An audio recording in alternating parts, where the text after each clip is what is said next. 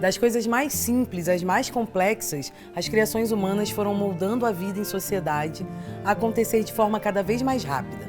Locomoção, comunicação, conexão, interação. Só que quanto mais interconectada a vida em sociedade foi se constituindo, maior foi se tornando a sua desintegração da natureza. O homem passou a se colocar a par do ambiente natural, que se tornou para ele fonte de recursos e depósito de resíduos. Os riscos ambientais dessas atitudes são graves e é preciso ação para tentar evitá-los. A natureza, que em sua dinâmica não desperdiça nada, carrega inerente a si uma ideia cíclica que parece ser inspiração para as iniciativas que a gente vai ver aqui.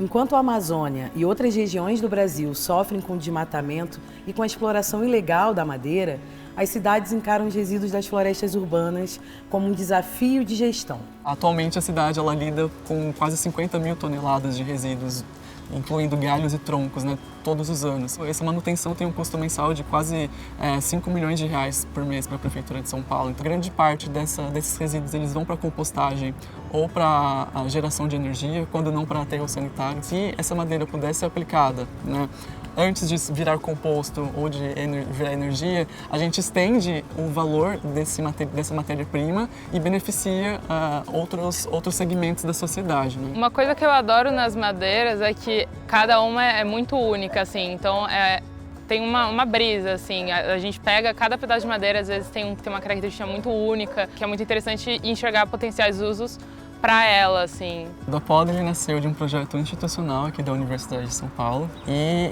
esse projeto ele visava a valorizar os resíduos de poda das árvores dentro do campus da cidade universitária, né? Atualmente a gente tem esse olhar mais empreendedor sobre o Dapoda, né? Que é levar esse conhecimento que a gente vem adquirindo para fora dos muros da universidade, para a cidade de São Paulo, que obviamente tem muitas problemáticas a mais, né? Então a dimensão de resíduos que a gente está lidando aqui é uma dimensão muito diferente na cidade de São Paulo. A gente entende que as ferramentas e processos do design elas podem ajudar a facilitar o contato, né? A interação entre os diferentes atores que se posicionam em diferentes momentos da cadeia, de modo que a gente cria uma sinergia, porque não adianta o processo de poda ser feito de um jeito que atualmente não é sistematizado, né, em grande parte, e a gente tem um resíduo de uma qualidade que poderia ser melhor, né?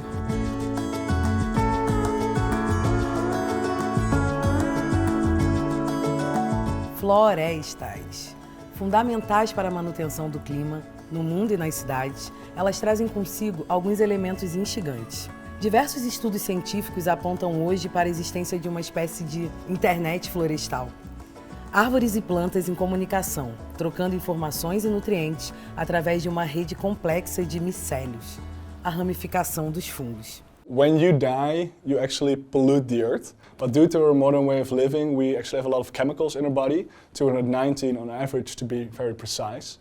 And the World Health Organization stated that even after that we leave a scar on a beautiful planet.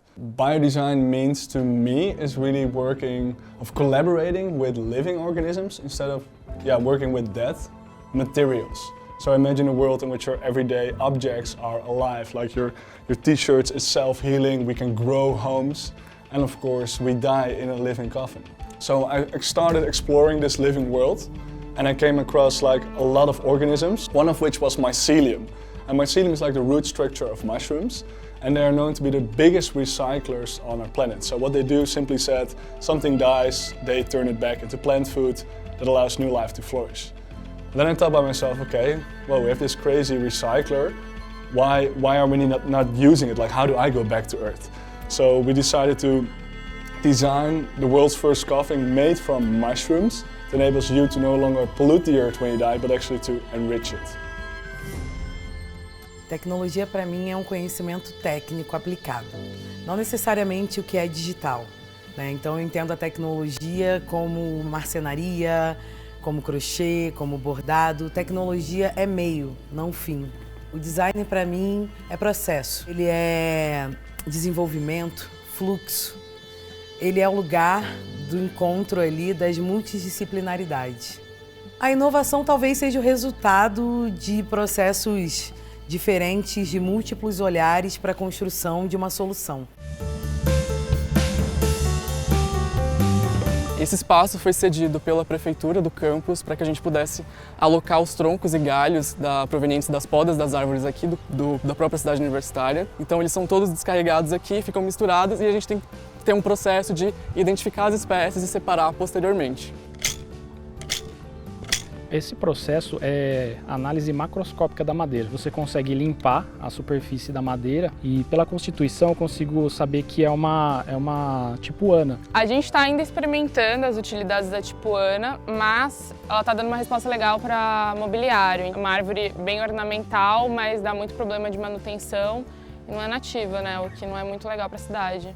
Esses primeiros protótipos a gente fez em parceria aqui com os técnicos do STMEC. Esse a gente quis valorizar bem essa questão da madeira mais rústica, né? Então tem a casca aqui da tipuana, com as 3 bolachas, e é uma estrutura simples, né? Parafusada, também com a mesma ideia de ser um processo que você consegue mostrar para outras pessoas e transferir essa tecnologia, que é uma tecnologia simples, né? A gente também tem um exemplo aqui que já é uma peça mais refinada, também de madeira de poda, que mostra esse projeto com encaixes mais refinados, tem uma intenção do design mais forte, né?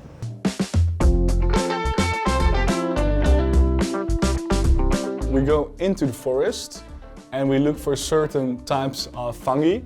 All fungi have different properties, so when you work with other fungi you get a different end product, which is really cool. But then you go into the lab and you actually put it on an agar plate in which it will grow a little bit bigger.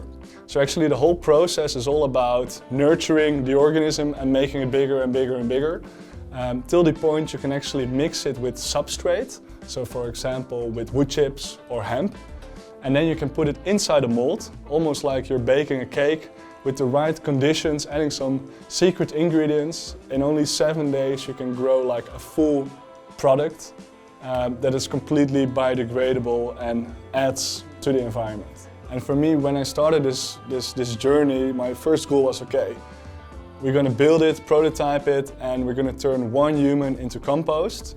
And then, like, that happened pretty quickly. And then it was, okay, everyone in the world needs to have the thought that they can be compost. Because if they think they can be compost, they understand that they're part of the ecosystem and that we're not separate from the ecosystem. Like, I think the main aspect what we hear most is that we give new perspective. So now that is a very linear process. It's like, yeah, you die, it stops, goodbye. But that's not how nature works. Like, when you die, you're food for something else, and it's a circular system. And I think with our product, people more understand that, and it's more sort of a hopeful message. Eu acho que essas 2 iniciativas, elas têm uma coisa em comum, que é estimular uma mudança de olhar, né? Que é pensar um pouco fora da caixinha, trazer outras combinações, né? E isso tem a ver com mudança de perspectiva. Elas se inspiram na natureza, né? Porque elas, de alguma forma, elas constroem um ciclo da vida, né? E o quanto que a natureza tem a nos ensinar sobre isso. Talvez a gente precise de uma escuta ativa, um olhar mais sensível também, para poder captar essas mensagens que a natureza traz pra gente.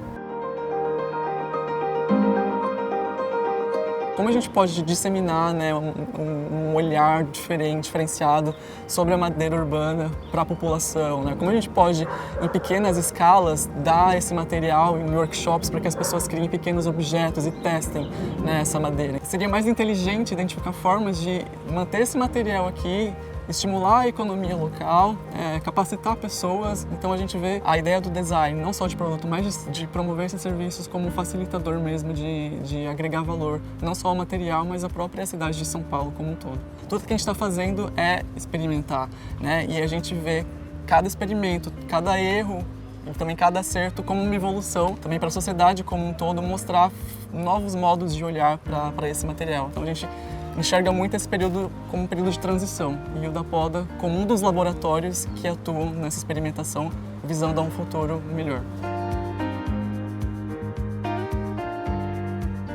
In the end, the living coffin is a biodegradable product that is grown with a passive process, so we don't use energy and heat. Nature actually does all the work. And during the process, it actually captures CO2.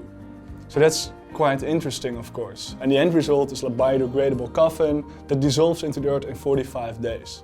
And then you can already think like, hey, that's super nice. But then the liveliness of the products gets activated within the soil due to the rainwater, and there it will neutralize toxins from the soil from previous generations, but also from the toxins that are in your body into fresh plant food, and that allow new life to thrive. So what is the importance here is that we're not focusing on being less bad, we're not minimizing waste, but we're cleaning up waste from generations who were before us and really making a positive impact on the environment. Those are the steps I think as a society we should take, by becoming more in harmony with nature and continue to live on this planet.